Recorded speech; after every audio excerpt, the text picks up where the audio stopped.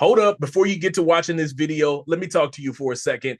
Hit that bell down below and subscribe to the Fitz Take Podcast YouTube channel so you'll know when every episode is dropping or if something has been posted on this page. Also, be sure to follow me and Elijah on our social media platforms. They will be linked down in the description.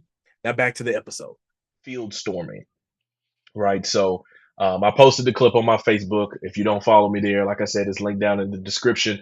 That's where I post a lot of my content, right? So after the game is over, I'm posting the social, and it's after LSU won, and this field storming was a little bit different. Me and Elijah talked beforehand when we were driving up, and I was like, "Hey, man, I feel like if they win this game, they might storm the field." When they beat Alabama in overtime, it was immediate. Like Mason Taylor caught the ball, and half the stadium was on the field with him.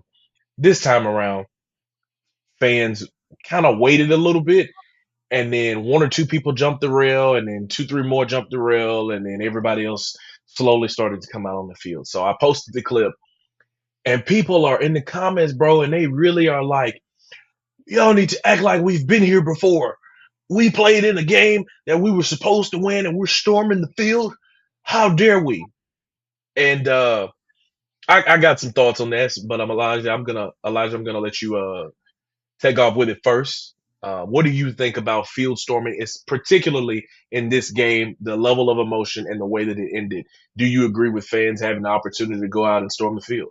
Absolutely. Absolutely. And for those who don't believe, shut it up. Shut it up. At the end of the day, y'all, guys, it's the moment. It's not like they beat South Alabama. Woo! Let's start the field, South Alabama. It's not like they went to go beat Army. Woo! No, this was a top 15 matchup that people had them losing. The Yeah. stars were out. They didn't have a lead throughout this game, as you just alluded to. They come and win in a dramatic fashion in the back of the end zone to pull out this ball game to, what I believe, keep their season alive of trying to make a postseason. Live in the moment. Live in the moment. And then being in the middle of it and being in the midst of the storming thing, it wasn't like people were being disrespectful during the storming thing, like where they, the thing that you think is like, oh my gosh, these kids are about to hurt these players because of how they run into them. They didn't do that. Instead, they're like, woo, they Kyra Lacey, yeah, Garrett Nussmeyer, yeah, giving people. And the crazy thing is, they giving each other hugs, not the fans hugging the players. The fans are hugging the fans out there.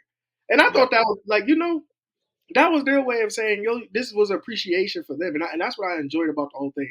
It's not the storming thing is not is separate, because the storming thing, yeah, I think that's being in a moment. But what I also actually enjoyed was they wasn't trying to go out there and do something to any of these star players. They was happy for them, legit, and they was happy for themselves, like they played in the game. Little thing to it after, like when the whole chaos was happening, as I'm walking back, there's fans hitting me on the shoulder saying, "Good job, cameraman!" Like I was a part of this game. Cameraman, I'm looking at it like, what's going? They're just having a good time. There wasn't nothing. This was not a bad thing at all. They're just living in the moment, having a good time, cheering for their team. That actually just pulled out an upset that nobody thought they could, and as in the Louisiana State saying, on a Saturday in Baton Rouge, like a Saturday night in Baton Rouge, like they'll tell you there is no place to be. In the state, they will tell you there is no place to be in Baton Rouge on a Saturday night when it's football season. Now, I'm not saying that against any other football team that's in here, but that's their saying. And so they really lived by that. They believed it. The game was sold out.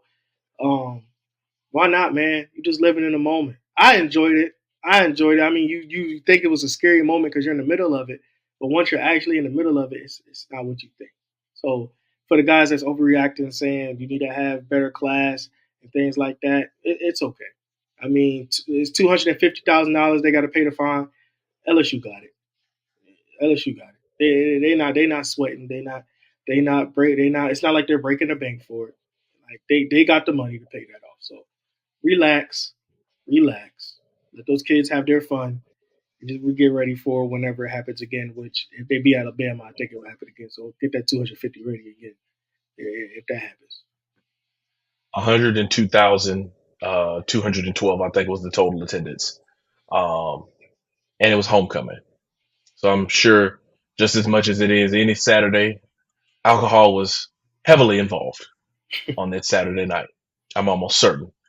Um, when I look at the situation, when I look at the way the game unfolded and the way that the game ended, it's an emotional roller coaster. Like when you think about what a fan is, the root word or the abbreviated version of fan, it abbreviates from the word fanatic, which means like you are crazy about whatever it is that you enjoy.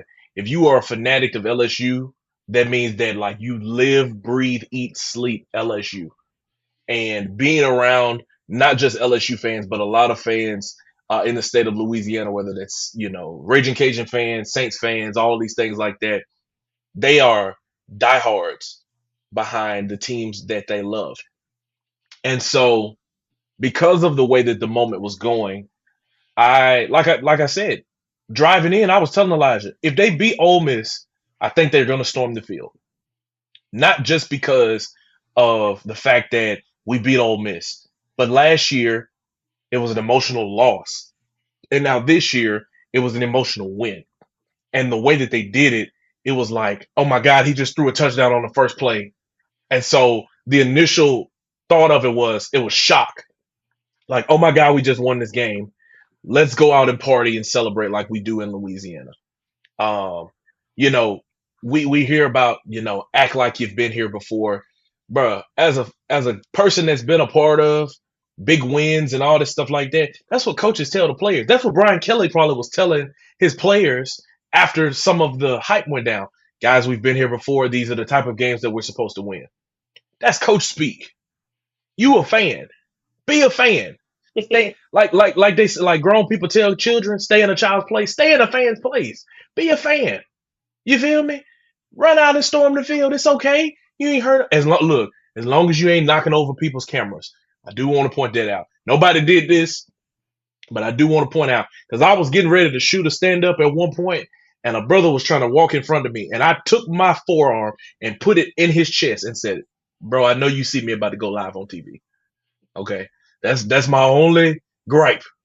When you see reporters and stuff, it's cool to get in behind them and have fun. We actually like that in our live shots, but like don't disturb what we're doing. If you see I'm trying to set my light up, don't be like, "Hey, I got you. Get back." Because if this equipment break, I ain't gonna be able to tell my boss, "Oh, I was at the LSU game and a fan was trying to help me and it fell." Because they're not gonna say, "Oh, that's cool." They're gonna take it out my check, brother. I ain't got that type of money. All right, okay. Um, but fans, y'all do what you do, man. Storm the field as many times as you want to, because you're a fan. Like, regardless of what you feel about it as a person's opinion of, we were supposed to win this game and this is the type of program, this is the standard and all that stuff. Bro, a win is a win, and an emotional win like that is gonna draw about emotion, right? And as a fan, if you just the same way as if, he'd have threw that pass and the cornerback would have intercepted it, people probably would have been out there crying. It's the same amount of emotion, right? So why can't they have that same level of joy when he throws the game winning touchdown and decides to go out and celebrate? And like Elijah said, wasn't nobody out there clowning for real. They wasn't out there trying to punch Kyron Lacey in the face or nothing like that. Bro, folks was legitimately just hugging on each. A dude came up to me after I did my live hit and said, "Man, I don't know you, but I love you." You out there? He said, "You out there at KTC, Lafayette, man. You putting on? I love you, man. I don't know what your name is. I think I recorded it somewhere. And I love it, man. I don't know your name or nothing." Look, again, alcohol was probably heavily involved in that conversation, but people was just out there having a good time, bro. So, and like Elijah said, LSU got the bread. They gonna break that little 250 off, and I think I read somewhere that like the money is supposed to go to Ole Miss, whoever it is, like the violating team that you do it against, it goes to them. It's like, who cares? Millionaires to millionaires, tomato, whatever. They all got money. All these P4s got money. So what's a $250,000 check? Gordon McKernan gonna cut that check. He probably done already cut it and mailed it over to the SEC. Whatever. Like it doesn't matter. Okay. Thank you so much for watching this clip of the Fitz Take podcast. Be sure to like this video and also subscribe to the YouTube channel. And also follow me and Elijah on our social media platforms. They will be linked down in the description. And remember, every episode of the Fitz Take podcast will air right here on the YouTube channel every Monday at 2 p.m. Thank you so much for watching, and we'll see you next time.